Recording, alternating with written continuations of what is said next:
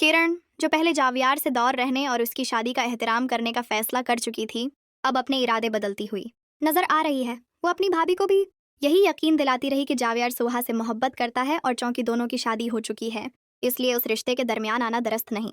लेकिन जब ज़ारा उसे ये हकीकत बताती है कि सुहा जावियार से मोहब्बत नहीं करती, तो किरण के दिल में एक नई उम्मीद जाग उठती है। किरण को लगने लगता है कि जावियार पर उसका भी हक बनता है और वो उसे किसी भी सूरत अपनी ज़िंदगी का हिस्सा बनाना चाहती है। इसी सोच के तहत वो सुहा से मिलने जाती है और दोटोक अंदाज में कहती है कि उसे उस घर में आने जाने से कोई नहीं रोक सकता। सुहा तहमिल से जवाब देती है कि उसे किरण के आने जाने पर कोई एतराज़ नहीं, लेकिन बात उस वक्त संगीन हो जाती है जब किरण उसे चीलिंग करते हुए कहती है कि अगर वो जावियार को इससे छीन ले तो फिर वो क्या करेगी। किरण की ये बात सुहा के दिल पर गहरा असर छोड़ती है। उसके जाने के बाद सुहा तन्हा बैठकर रोने लगती है। उसे महसूस होता है कि जावियार ही उसकी ज़िंदगी का वाहिद सहारा है और अगर वो भी उससे दूर हो गया तो उसके पास कुछ नहीं बचेगा। यही खौफ और बेयकीनी उसे अंदर ही अंदर खाए जा रही होती है।